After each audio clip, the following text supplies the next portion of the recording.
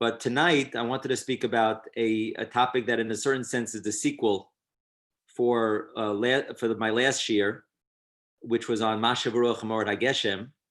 So what I wanted to talk about tonight is, in a certain sense, a sequel, but it's going to focus on the development of halacha and a campaign of the Rosh that went, throughout the course of his life, and it related to V'sein Talamat Levracha. Now, as many of you know, we mention rain in Shemona Esrei twice. The first time we mention it is, and it's at certain times of the year. So the first time we mention it is in the second bracha of Shemona Esrei, where we say Mashav Haruach U'Morid HaGeshem. And we say this from Shmini Atzeret, right, which is towards the end of Sukkot. We say it from Shmini Atzeret until Pesach. And that's in the part of the Shemona Esrei that's praising Hashem. And we actually don't mention it at the beginning of Sukkot because we don't want it to rain over the course of the holiday of Sukkot, right? Because if it rains over the course of that holiday, then we won't be able to fulfill the mitzvah. So the rabbis viewed it as a negative sign, as like an ominous sign, if it rains on Sukkot. So we don't even make mention of rain on the holiday of Sukkot. But by Shmini Atzeres, so when it's Shmini Atzeres, so then we start praising Hashem for the rain. Then there's a second request. Then there's a second expression and mention of rain, which is later on in the ninth bracha, which is when we say V'sein Tal U'Matar Levracha. As opposed to Mashav Haruach, which is more just recognizing and praising Hashem, V'sein Tal U'Matar Levracha is actually us. We're requesting for rain, because rain is, of course, so important for our sustenance and for growth and for plant life and for the world. And the middle part of Shemona Esrei is called the Bakasha, right? When we pray for health and prosperity and for redemption and for wisdom and for tshuva. And so we also, we pray for rain at certain times of the year. So interestingly, we don't start praying for rain the same time that we praise Hashem for rain. We praise Hashem for the rain when we say Mashav Haruach Hamord HaGeshem, and that's from Shmini Atzeret until Pesach. In terms of requesting, doing she'ela for rain, in terms of praying for rain, so here we start later on. And here, this is interesting. There's a difference between Israel and the diaspora. In Israel, they start saying V'sein Tal U'Matar Levracha in the ninth bracha of the Shemona Esrei, right? A Barech Aleinu, they start saying that on the 7th of Cheshvan. That was this past Sunday. And in the diaspora, whether you live in New York, whether you live in Los Angeles, right, and everywhere in between, and other places in the diaspora, we start on a later date, which is when do we start? We start December 4th at Maariv. That's somewhat unusual that the halacha should follow a secular date. Another halacha that follows the solar calendar, that follows a secular date, in a certain sense, is Pesach, right? That Pesach always has to fall out in the spring. And that's the reason why we have to add a second Adar in some years. But another halacha that's kind of like an unusual collector's item halacha that follows a solar date, a secular date, is that of V'sein Tal U'Matar Levracha in the diaspora. Right? We start saying it on the night of December 4th at Maariv.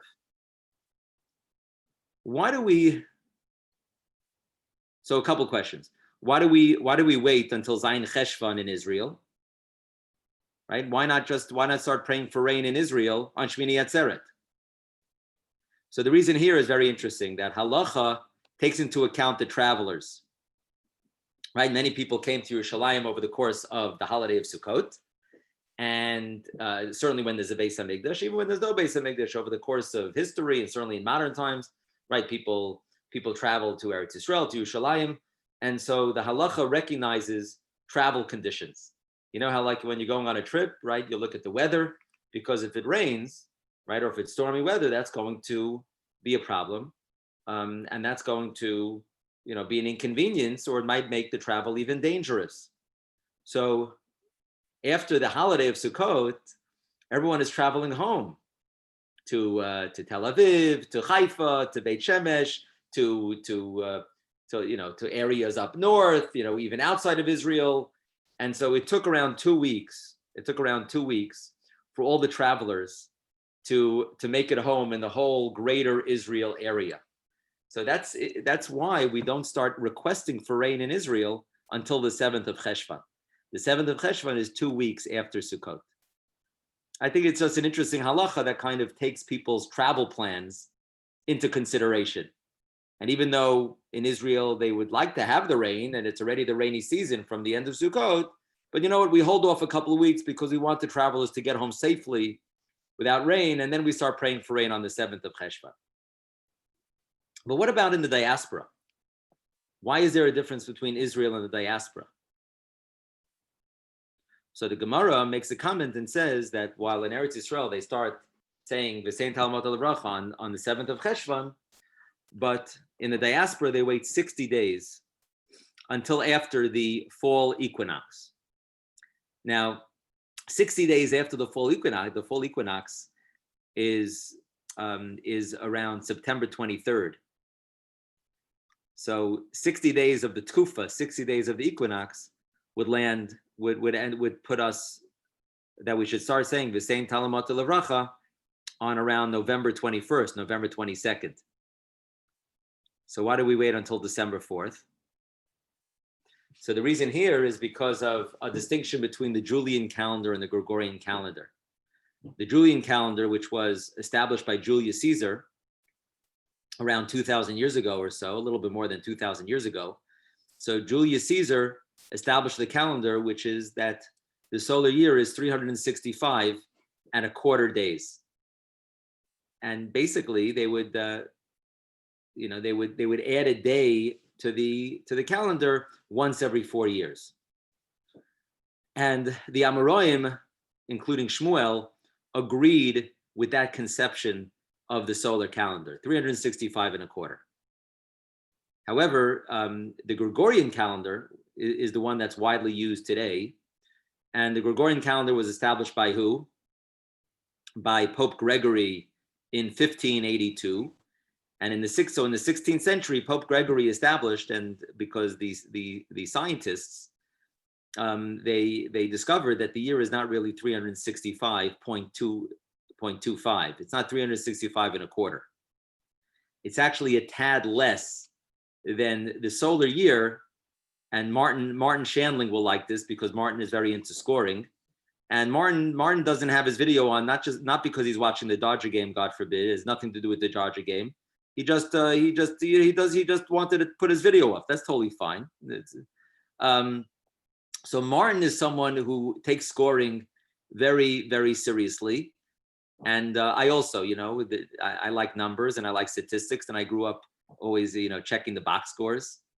And so Martin will like this, which is that the year is not 365 days and 6 hours, right? In other words, it's not 365 and a quarter days, but rather the year is 365 days and 5 hours and 48 minutes. So it's a drop less than 365 and a quarter. Now, Martin is going to calculate the difference between 365 and a quarter and 365 and 5 hours and 48 minutes. Martin, I'm just kidding. You could take it easy. You don't need to take out the calculator on this one. But basically what it means is that for hundreds of years, we were adding too many leap days, right? Because according to the Julian calendar, they would add a day every 4 years. According to the Gregorian calendar, which is more accurate, which is the one that's widely used today, you have to add a day every 4 years, but a drop less than that. And it turns out that every 128 years, the Julian calendar is kind of like is adding an additional day every 128 years. For that reason, put on your seatbelts for this one. I'm not sure if you're aware that in 1582, when Pope Gregory established the calendar, he actually pushed the calendar ahead 10 days. Did you know that? You know how like high school students are nervous about taking an SAT or a big exam, or like sometimes you have something that you dread that's coming up and you just kind of like hope to just skip over that day. Well, high school students were in luck, in the 1582, when Pope Gregory moved the calendar from, I don't know, it was some day in October, it was like October 4th, October 5th, and he made it October 15th. He skipped 10 days on the calendar because 10 days had been added incorrectly. Just to help you understand this, I just find it interesting. Let's say you add a leap year. Let's say you make a leap year when you shouldn't, right? So let's say you add February 29th when you really shouldn't, right? So what'll happen? If you add a February 29th, an additional day when you shouldn't, so it'll turn out that, let's say March 7th. So if it's March 7th, if you added a day incorrectly, instead of it being March 7th, it's really March what day really is it? 6th. March 6th. No. Because you added a day incorrectly, so you should back up. No, because let's say you added a day incorrectly. So what day is it for the person who did it incorrectly? February 29th, right? What day is it for the person who did correctly? It's February 20. 28th. It's March 1st. March 1st. Right. Right. If you add a leap day, let's say if February is 28 days. Look, do you want me to get into how many months are 28 days? Do we want to get into that? We all know, right? How many months are 28 days? Why? All the months, because all the months are at least 28 days. All right, that's a cute joke that I heard in 3rd grade. So, but the only month that really has exactly 28 days, of course, is February. So February 28th, fine. The next day, what's the next day? March 1st. March 1st. If you add a leap year, if you make a leap day incorrectly, instead of it being March 1st, it's what day? The February 2nd. 29. February 29th. 29. Yeah. February 29. It's funny. It's like one of those things that are confusing, you know. If it was in person, you would get this right away. I know it's a little bit harder by Zoom. 29. Right? So if you add a leap year, if you make a leap year incorrectly, instead of it being March 1st, when it should be, it's you make it February 29th. Right. So back to our question, March 7th. Should be March 8th. It's March 7th, and you made a leap year incorrectly. You made it a leap year when you shouldn't have. What day is it really? March 8th. March 8th. It's March 8th. So we instead of it being March 7th, what? Do we drop a day every 120 years in the Gregorian calendar? That's right. So in the Gregorian calendar, what we do now? What we do, Abby, is that we make a leap year every 4 years, but 3 out of 400 years we don't. So every turn of the millennium, we don't add a day, with the exception of every 400 years. That's the way we do it. So at the year 1800 and 1900, we don't add a day, even though it's the fourth year. But in the year 2000, I think then we'll add a day. In other words, there's a difference of 3 days every 400 years. So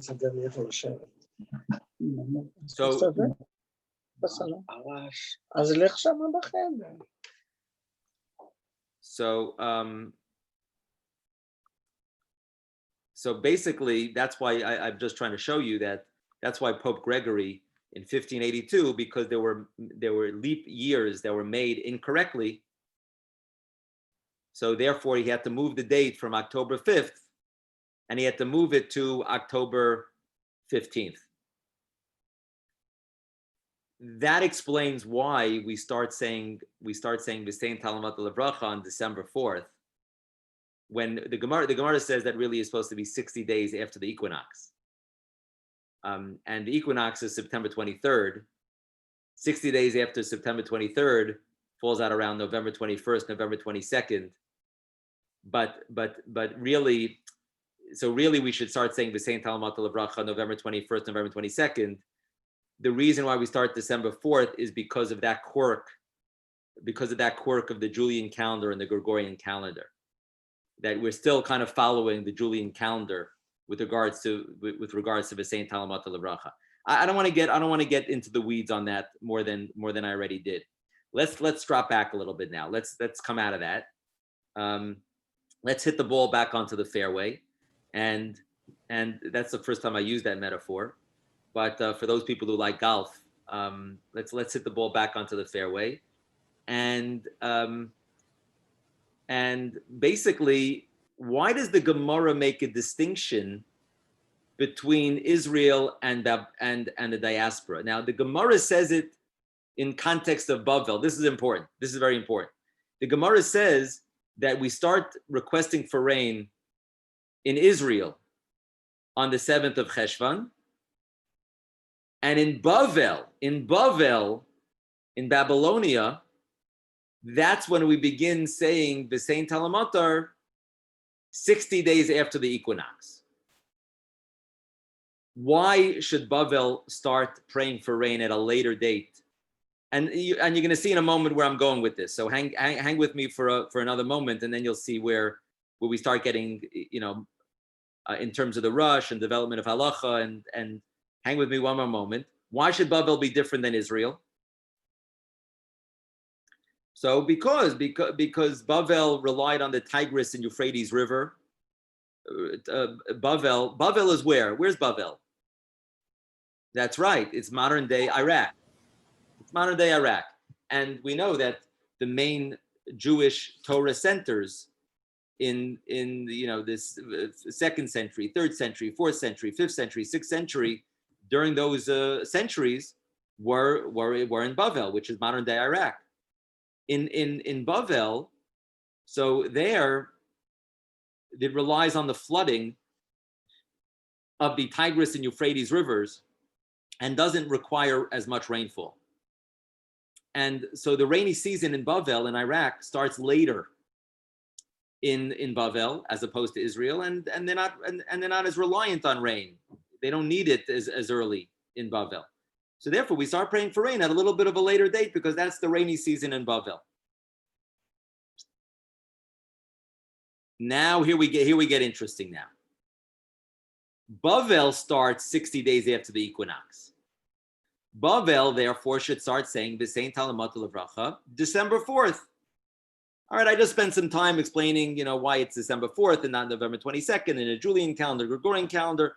But as much as you found that interesting and exciting, it is interesting, I think. But even if it was a little confusing, but now let's move away from that. Let's move away from that, thankfully, especially if you found it confusing.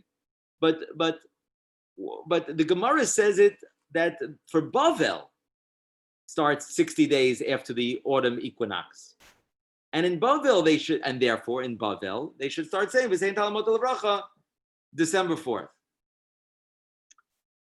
What about Germany?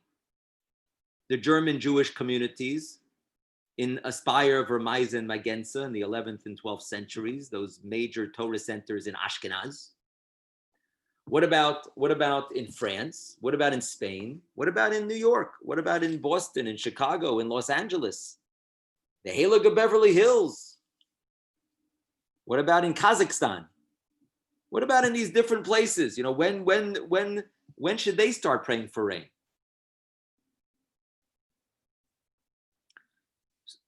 They go by the same date as Bavel because it's Chutz La'aretz.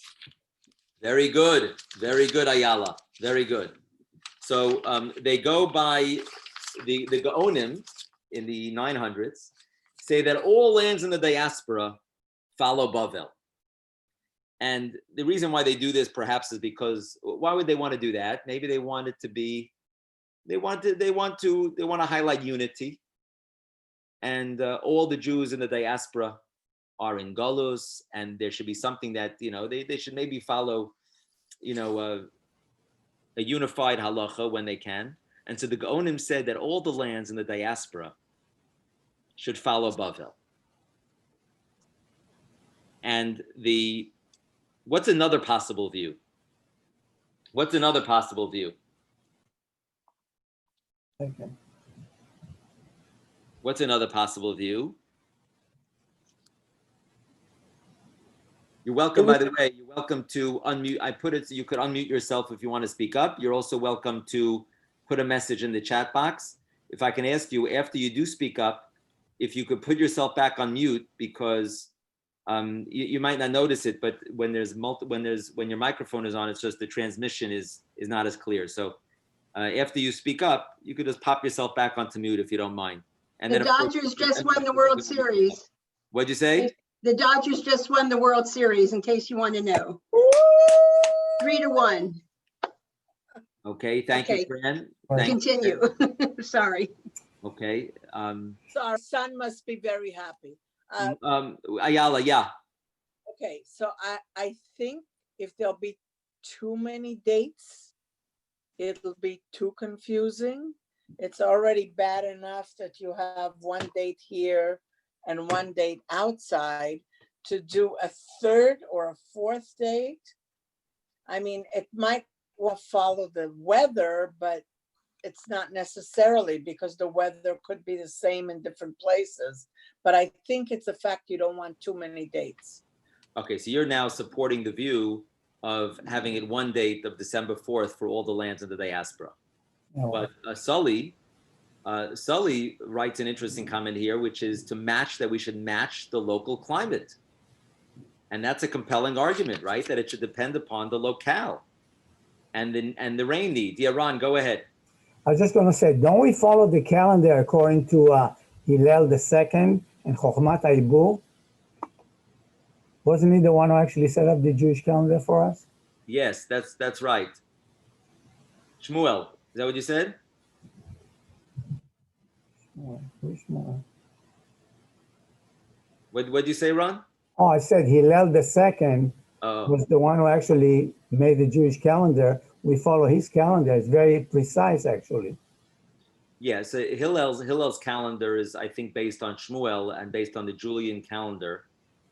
And but Hillel established the calendar in terms of the months and whether Rosh Chodesh is one day or is it 2 days, and the holidays. And that's right, Hillel II established the calendar. But the Rosh, anyone else want to share a thought? You could either raise it. Yeah, Madeline, go ahead. I just have a thought. What if somebody travels? So they're in one place and this is the date that they're supposed to do it. If you had a different date, you go to another country or another place, you're not sure you got the right date to say it. So That's a great point. And actually this question comes up. If you have somebody from Eretz Yisrael who comes to the diaspora, who comes to the States. So they might have begun saying V'sein Talamat Levrach in Israel, but then they come to the United States where we're not saying V'sein Talamat Levrach. So that's a similar kind of question. But the Rush was of the opinion. He was the most determined protagonist of the view that it should all depend upon the climate, and that prayer has to be real. And yes, we have a standard siddur that we all follow, but it's supposed to be a prayer of the heart, and the prayers that we express should be consistent and reflective of what we're going through, what our needs are. And in terms of praying for rain, that should depend on the local climate and the needs in that particular region. And so the Rosh, who's the Rosh? We've learned about the Rosh in the past. The Rosh stands for, as my Rebbe, Rabbi Jacob J. Schachter jokes. Rabbi Asher ben Yechiel. Rabbi Asher ben Yechiel. That's right. So the Rosh's parents didn't say Rushala, come over here, or Turala, come over here, or Rambanala, come over here, right? They had names, and they were human beings. So the Rosh is an acronym that stands for Rabbenu Asher ben Yechiel. Rabbenu Asher ben Yechiel began his life living in Germany in the end of the 13th century. Because of the Rindfleisch massacres, so the Rush and his family fled Germany and moved to southern France. And then they ultimately made their way to Spain. In Spain, the Rush became the chief rabbi of Toledo in Spain. That position was facilitated by the Rashba. The Rashba was the Rush's friend. The Rashba was the chief rabbi in Barcelona for 40 years, Rav Shlomo ben Aderet. And so the Rashba, I believe, like kind of helped facilitate and arrange the position for the Rush in Toledo in Spain. So the Rush is very interesting, Abby and Jerry and Madeline, Rav Simcha and Ayala and Miriam and Fran and Ron and all those who are who don't have their video on, but thank you so much for, of course, focusing and being involved and being engaged. The Rush is very, very interesting. Why is the Rush interesting? The Rush is interesting because he combines the tradition, the Ashkenazic and Sephardic traditions. And we know that we have, there's one Torah and there's one set of mitzvot, but of course we have different customs that developed among the Sephardim and among the Ashkenazim. And the Rush is a very interesting medieval commentary because in his commentary and in his life, he combines his early part of his life with the later part of his life. And so he's able to bring different opinions from the Ashkenazim and the Sephardim. The Rush is also one of the all-time all-stars in the view of Rav Yosef Karo. Rav Yosef Karo wrote the Shulchan Aruch in the 1500s. Am I right? 1500s. Mm-hmm. And the Shulchan Aruch. So Rav Yosef Karo writes that he bases his rulings on the positions of three different Rishonim. And if there's a debate between these rabbis, he follows the side, the side that has the majority. He goes, 2 versus 1. He'll follow the opinion, of course, of the majority. And who are the three rabbis that Rav Yosef Karo follows? Rambam. The Rambam, good. But he doesn't like him. He said the Rambam did not know enough Gemara, and he said that he was kind of suspicious of the Rambam. He claimed he didn't know enough Gemara.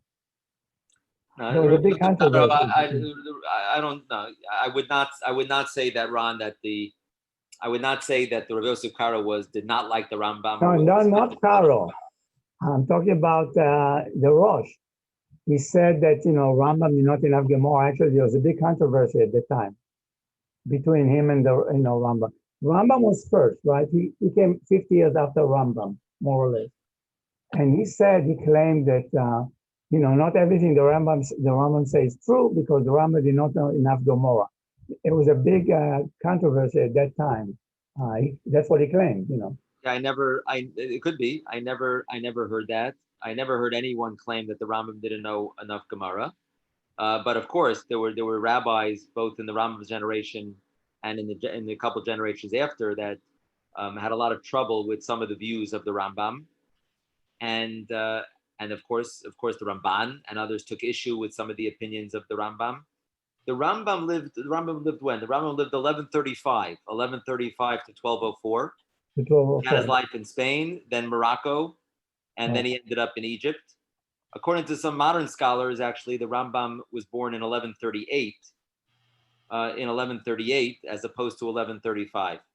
So he passed away in 1204. He passed away in 1204, and the Rush lived towards the second half of the 1200s into the first part of the 1300s. So the Rush was over 100 years. The Rush was over 100, 2 or 3 generations after the Rambam. Now the Ramban, did the Ramban know the Rambam? After him. He was after him. He was after him. He wasn't alive They, during the they Rambam. overlap a little Towards bit. the end of Rambam. That's right. So they did not know one another. The Ramban was 10. The Ramban was 10 when the Rambam passed away. So you have the Rambam. Yeah, when was Rashi? Yeah, well, did you, 1000 to he was 1006. before, he was in the 1000s. Good. No, So but he's talking about Rashi. Rashi. Okay, good. So Rashi is from 1000 Did he to 1000. influence, are we to guess who the other two Rabbanim are that influenced Yosef Karo? Could Rashi be one of them? okay. Great question. So Rav Yosef, Rashi lived 1040 to 1105. Rashi lived 1040 to 1105. The Rambam lived 1135 or 1138 until 1204. Again, Spain, Morocco, Egypt. Rashi was France, studied for some time in Germany. The Ramban was 1194 to 1270. And the Rush, I don't know the exact dates, but I know he was the second half of the 1200s, second half of the 13th century, early part of the 14th century was the Rush. So Rush is a little bit later. Now, the Rush's son was a very, very important commentary, who was known as who? Who's the Rush? Balaturim. Thank you, Ron. Okay, thank you, Ron. Has a knowledge not only of Jewish texts of Tanakh, but also of Jewish history. Very good. And the Rush's son was the Baal HaTurim, Rav Yaakov Baal HaTurim. The Baal HaTurim wrote a very, very important work called the Arba Turim, and one of the commentaries. What's the relationship between the Shulchan Aruch and the Tur? The Shulchan Aruch, right? You know the Shulchan Aruch. By the way, you know what? Well, what's the relation between the Shulchan Aruch and the Tur? Joseph Karo used it, right? Yeah. He wrote it, yeah. The chapters of the Shulchan Aruch are exactly the chapters of the Tur. In other words, like the chapter headings. Of course, the actual text is different, but the Shulchan Aruch uses the chapter headings of the Tur. There were 4 volumes of the Tur, and there were 4 volumes of the Shulchan Aruch. But there's a deeper relationship, my friends, between the Shulchan Aruch and the Tur, which is, and they were separated by a couple hundred years. The Shulchan Aruch was written by Rav Yosef Karo in the 1500s, and the Tur, right, was the son of the Rush. This is the early 14th century, early 1300s. But the relationship is as follows: that Rav Yosef Karo in the 1500s, Rav Yosef Karo wrote a commentary on the Tur, a very lengthy, extensive magnum opus called, what did he call it? The Beit Yosef. The Beit Yosef. If you want to know anything about a sugya, about a topic in Jewish law, and you learn the Tur in Beit Yosef. The Tur gives you different opinions. The Rambam, by the way, doesn't quote opinions. And this is one of the criticisms, Ron, to get in terms of the criticisms of the Rambam, was that he doesn't quote opinions. The Tur actually quotes different opinions in the text. The Beit Yosef was written by Rav Yosef Karo, which is the commentary on the Tur. The Beit Yosef, Rav Yosef Karo in the 1500s, said, you know what, I know my community. They're not going to have the hours of the day to study my extensive commentary called the Beit Yosef. So I want to make it easy for them. And I'm going to summarize my commentary of the Beit Yosef, and I'm going to take the conclusions, and I'm going to write something very, very clear and basic in succinct form, and I'm going to call it what? I'm going to call it the Shulchan Aruch, the set table. And because that's just bullet points of the halachos. And that's something that's a set table for everyone. And everyone will have the ability to learn that, because that's just the basic conclusions of my commentary of the Beit Yosef. So that's the relationship between the Shulchan Aruch and the Tur, is that the Shulchan Aruch in the 1500s of Rav Yosef Karo is based on his own commentary called the Beit Yosef, which is the commentary to the Tur. And now back to the Rav Yosef Karo. I think Miriam. So who are the three big rabbis that Rabbi Yosef Karo followed? One was the Rambam. Another one was the Rif, Rabbenu Alfasi of the 11th century. Rabbenu Alfasi, the Rif, the Rambam, and who was the third? You guessed it. The Rush. The Rush. Now, if I would have asked you, if I would have said, where does the Rush fit? We were talking before. I was talking with my boys here. We're talking where what Clayton Kershaw. Where does he rank among the best pitchers of all time? My one son said this, another son said this. We checked it online. What number he is? We checked one list and he was, I think, 23. All right, you could argue with that. You could say he's higher, he's lower. But where does the Rush rank in all-time rabbis? If I would have asked you before this year, you would have said, who's the Rush? Maybe some of you might have said, who's the Rush? I know the Rasha at the Seder. I know Rashi. I know Rashi. Might have said what's the rush? I would have said who's the rush, but what's the rush? What's the rush? Very good. So anyway, I'm here to tell you that in the eyes of Rabbi Yosef Karo, the Rush was one of the big three. And Rabbi Yosef Karo said that when I decide halacha, I'm going to follow the conclusion of the Rif, the Rambam, and the Rush. Whatever they say, I'm going to follow. And if there's a disagreement between them, I'll follow the majority of those three. All right. So the Rush. So reason why I mention this is to show you the stature of the Rush. He's unique. Why is he unique? Because he blends Ashkenazic and Sephardic traditions. He has tremendous stature, as I just explained to you, in the eyes of Rav Yosef Karo, which is the Shulchan Aruch, which affects modern day normative practice. And his commentary is found in every Gemara, my friends. His commentary is in every Vilna Shas has the commentary of the Rush in the back. Okay, so the Rush, his whole life, he was involved in a number of battles, but one of the battles was about the Saint Talamata Levracha. He was very, very upset that everywhere in the diaspora that they should start the Saint Talamata Levracha at the same time and that they should end at the same time. That doesn't make any sense, the Rush said. Every land of the diaspora should follow Bavel. Bavel had a unique climate and topography and a rainy season. And Bavel's climate requires the same Talamata from December 4th until Pesach. But am I right, Alice? Maybe Beverly Hills is different. And maybe New York is different. What about the Southern Hemisphere, where the rainy season is totally opposite? This was the very first question. This was the very first question from the Jewish community in the New World. The first Jewish settlers in the New World came to South America. And there, of course, the seasons are reversed. And the first recorded question that we have from the New World came from Recife, Brazil in the 1600s, where they sent the question to Rabbi Chaim Shabtai of Salonika. And they asked him, what should we do with Masha Baruch HaMorad HaGeshem? What should we do with V'sein Talamata Levracha? And that's a very, very interesting question. So but let's push that aside for the moment because it's a very complicated answer. Well, I mean, there's two.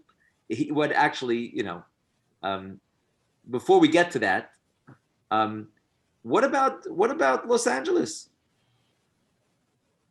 Well, or let's say, what about New York? In New York, it rains the whole year. In Eastern Europe. What about Australia? Yes, Australia. That's right. Australia. England. Australia. So Rabbi? Seattle, Washington. Right, Rabbi, I came in a little bit late, but there are just two comments that I'm going to make. I'm sorry. I came in late. You'll have to forgive me. I don't believe this. Yeah, I know. I really did, and I apologize. But one thing I want to say is that if you say the Geshem in the wrong climate, this is a question, is it possibly a bracha levatala because you know that it can't be answered. If you're in, let's say, Australia versus California, where it's reversed, it might be a bracha levatala. But the other answer is, and I hope I'm not jumping the gun, that you're not praying for rain for your country. You're praying for rain for Israel. It has nothing to do with your geographic location. You're praying for rain for Eretz Israel. Look, that's a wonderful idea, and I'm not surprised a renowned Angelino Zionist like Rifki, right? Like Rifki Mark will say that. But the problem with that idea, and it's a very, very nice idea, but the problem with it is that already the Gemara bifurcates Israel and the diaspora. And it says Israel goes from Zayin Cheshvan until Pesach, and that the diaspora, or Bavel rather, right? The Gemara says that Bavel goes from 60 days after the equinox also until Pesach. So you could say, Rifki, what I said earlier was that the Gaonim say that all of the diaspora follows Bavel, so at least there should be unity among the Jews of the diaspora. I think it's a little bit harder to say that we're all praying for Eretz Yisrael in this case because Bavel is actually different than Israel. But here's what the Rush says. Listen to this. This is, the Rush in 1313. The Rush was now the chief rabbi of Toledo. Not Toledo. Toledo is a city in Ohio. But the Rush was the chief rabbi in Toledo. Okay. And what happened was that there was a drought that year. And it was Pesach time. What do you do the first day of Pesach? Usually the Chazan says, which prayer? Oh, Rifki, in terms of your point, Rifki, you mentioned a great point over there, Rifki, which is that if you say V'sein Talamat Levracha when you're not supposed to, it's not really a bracha levatala. In a certain sense, bracha levatala, you have to repeat the whole Shemona Esrei. And let me tell you another thing: if you omit V'sein Talamat Levracha when you should have said it, you have to repeat the whole Shemona Esrei. Did you know that? So yes. The stakes are high. The stakes are high over here. If you got to know when to say it, and if there's a time that you have to say it and you don't say it, then it causes a bracha levatala. So I don't think saying it itself is a bracha levatala, but it causes a bracha levatala because then you're gonna have to repeat the Shemona Esrei. So the Rush, now it's a drought. It's 1313 in Spain, and there's a severe drought in the region. On Pesach, typically, we stop doing what? Eating bread. That's right. We stop eating bread and we stop praying for rain. Right? We stop praying for rain on Pesach. We stop saying Masha Baruch Mordei Geshem and we stop saying V'sein Talamat Levracha. And but what happened was, excuse me, give me one second. I want to just apologize for those technical difficulties. It's the night of the Seder, and a few rabbis gather around, and the Rush says, you know what I want to do? I want to do something that I've been meaning to do for a long time, which is that we should continue saying Mashiv Haruach U'Mored HaGeshem even after Pesach, because he felt that there's no reason why you should be limited to from December 4th until Pesach. He felt that if lands in Eastern Europe require rain earlier, they should start earlier around Zayin Cheshvan, which is when Israel starts. Because after all, that's what Rifki said. If anything, let's unify and connect, and let's connect and identify with Israel, and let's start Zayin Cheshvan. And we should be able to pray for rain after Pesach. Until Shavuos, because in many lands, they require rain, and the climate requires the rain, even after Pesach. So the Rush said, why be limited? Let's see if we could refocus again. My apologies for the technical difficulties. So why pray for rain specifically only between, hold on, so sorry. Okay, good. I just wanted to make sure good, okay. So the Rush said, why specifically from December 4th until Pesach? You should be able to start earlier and end later. And so what the Rosh decided, he said, send a message to the Chazan tomorrow to not do Tfilas Tal, and that the Chazan should continue saying Mashiv Haruach U'Morid Hageshem on the first day of Pesach. What happened was that on the first day of Pesach, the Chazan followed the instructions of the Rosh and he continued praying for rain, or at least praising Hashem for the rain. And there was a big tumult in the shul. Everyone started screaming at the Chazan. You can't say Mashiv Baruch Morid Geshem in Musaf of the first day of Pesach. This is when we stop saying Mashiv Baruch Morid Geshem. We stopped praying for rain on the first day of Pesach. And so there was a big tumult in the shul. And then the word got around that no, it was the Rosh, that the Rosh is the one who gave the instruction to the Chazan to say Mashiv Baruch Morid Geshem. But then you had some elders in the community. What do you think they felt? They felt slighted. They were slighted that the Rosh did not consult with them before making this decision. And so the Rosh then wrote a tshuva in Chol HaMoed. In Chol HaMoed, that Pesach, the Rosh explained his position. And he said like this, and I want to end by 9:15 because I want to be sensitive. I try to keep it under an hour. Let me try to do it very quickly, but really this deserves more time. But the Rosh says, when I was originally in Germany, I already wanted us to start praying for rain, Zayin Cheshvan, and to go past Pesach until Shavuos. And I argued about it, and I told the people in the community to do it, but nobody listened to me. And I didn't really, I really gave up because we had plenty of rain in Germany. Then I came to France, right? The Rosh is telling us about his journeys, and he says, I came to France, and I came to the community of Montpellier, and I asked them, when do you start praying for rain? And they told him, we start praying for rain like Israel on Zayin Cheshvan. And the Rosh says, I was so excited when I came to that community in France. I was so excited to hear that they start like Israel. And the reason why they start earlier is because they need the rain earlier. And then I asked him, when do you end? We end on Pesach. Do you need the rain after Pesach? He said, they said, yeah, we need the rain, but we end on Pesach. So that was that. So the Rosh partially got his way. And he was very excited about that at least there was a community in France that didn't just go according to the party line. They didn't just follow tradition to go according to Bavel. They started it earlier like Eretz Yisrael. And then he came to Spain, and then there was that serious drought. And the Rosh says, now I was hoping finally, this is my opportunity to finally fight and secure a victory against the establishment. I'm kind of like, I'm using some words here. He didn't say it in that way, but meaning that my whole life I was trying to change this halacha. He felt that we shouldn't be bound by the laws of Bavel.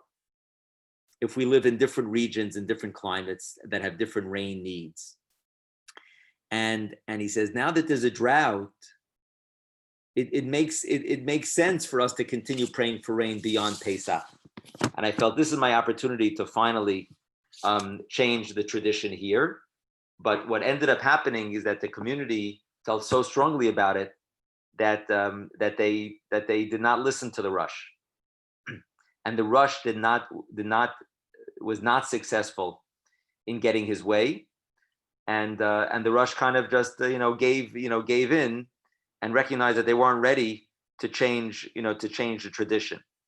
And so what's interesting here is that you have that the logic is not always enough to change deeply rooted traditions, and that even though the logic was on the side of the Rosh, but the tradition was for centuries for the prayer of Tein to be from December 4th until Pesach, wherever you lived. And so here the Rosh one mistake the Rosh made probably was that he didn't have a board meeting. a week before Pesach. He kind of sprung it on the community without them realizing what was going on. And then everyone made a tumult, and he was never able to dig himself out of that hole, so to speak. The second thing, though, aside from the fact that logic is not always enough to change deeply rooted traditions, but sometimes the need for uniformity, right? The need for unity or the need for uniformity is more important than halachic texts. Okay, I have a question. Yes, Ayala. Real quick. Wouldn't a change of a minhag that has been around for a while, if at all possible to do, wouldn't that require a number of great rabbis to consort to that conclusion? I mean, it wasn't fair that he was doing it completely of his own accord. Right. That's a great point. Well, look, the Rush felt, the Rush was of a certain stature that he felt that there was never such a halacha that you always have to follow Bavel.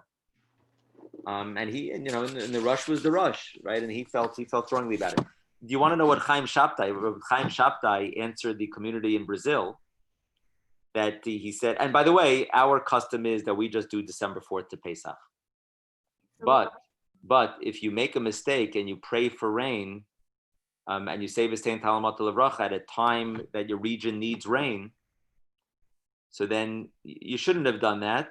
But if you do it accidentally, we'll follow the Rush to say that you don't have to repeat the Shmona Esrei. So the Rush's view was never really accepted in halacha, even though the logic kind of like supported him. He was never able to change the tradition. The tradition that we have is to emphasize unity, that all of Chutz La'aretz, all of diaspora, start and end the same time. But the one difference that the Rush was able to make an impact in the sense of that if a person makes a mistake and says V'tein Talamat Levracha in May, and really you need rain, you don't have to repeat the Shmona Esrei because look, after all, the Rush felt that if your region needs rain and it's part of the rainy season, then it's okay to pray for rain. Now, Rav Chaim Shabtai, he said like this. He said basically to the community in Brazil that you shouldn't say Masha Baruch Mor Geshem at all, and you shouldn't say B'tein Talamat Levracha at all. And if you need the rain, then you say it in the bracha of Shomei Tefillah. And the reason was like this. He couldn't authorize saying it in June and July, because that goes against the tradition. You can't pray for rain in June, July. So he couldn't authorize saying V'tein Talamat Levracha or Masha Baruch Mor Geshem in June, July, August. And on the other hand, he couldn't, in good conscience, demand of the community to pray for it if it was detrimental, if it wasn't their rainy season. So he said you don't have to say it between December 4th and Pesach either. Rabbi. Amazing conclusion. That Rav Chaim Shabtai gave that conclusion for Brazil that they shouldn't say it at all, and if they need the rain, then say it in Shomea, the bracha of Shomei Tefillah. Our psak is not like that. I believe that the community in South Africa, South America, the Southern Hemisphere, where the seasons are reversed, I believe that they just follow the rest of the diaspora, and they say it from December 4th to Pesach, because all of the diaspora, kind of sticks up for one another and is thinking about one another, and even though their seasons are opposite, they pray the way the rest of the diaspora is praying. Rabbi, if you'll excuse this, the rain in Spain stays mainly because of complaint. Very good. Very good adaptation there. Needed to be said. Rabbi, I have a question. Yeah, go ahead. My question is, if it appears that different communities to a degree may have different customs on Geshem and Talamatar, why is it then that it's so strict that you would have to repeat it if you made a mistake? If Brazil said you don't have to say it at all, and the Rush said you can say it this way and that way, there was obviously a machloket. So and certain communities followed these different opinions. So what makes this bracha so incredibly important that if you make a mistake, you'd have to repeat the whole Shmon Esrei? Because you and I know that that prayer has tremendous power, and every word of our prayer is significant, and we pay attention to every single word. And so, if indeed you should be saying V'sein Talamat Levracha, and you omit it, that the halacha says that that's so important and that's such a significant omission that you have to repeat the Shemona Esrei, and vice versa. If it's supposed to be omitted and you say it by accident, also the Shemona Esrei should be repeated. Over the course of the centuries, there developed certain questions, okay, with regards to Brazil, with regards to the opinion of the Rush when lands are different than Bavel. So I said that halacha acknowledges that. And so in certain situations, if you make a mistake, you don't have to repeat the Shemona Esrei because of the Rush. But Rifki, it's a combination of the fact of the Siddur and Tefillah being very significant, but also that rain, that rain is crucial, and that you have to that pray for it when you need it, but don't pray for it when you don't need it. And it's important for the crop and for the agriculture, which was really crucial. Right, crucial for their sustenance and prosperity. So I just think it's interesting. It covers the course of the Rush's life. It also gets us into thinking about how halacha develops. Right, that halachic development involves many different factors. Halachic development involves tradition, texts, the unity of Israel, and logic. And you need, there's some combination of that. As halacha develops over the course of the centuries, and it's just a kind of a case study of the Rush and his campaign during the course of his life on the issue of V'sein Talamat Lebracha. All right, so thank you so much, and thank you for participating, and all the best. Talk to you soon. Thank you. Thanks. Thank you so Good much. night. Good night. Thank you. Toda rabah.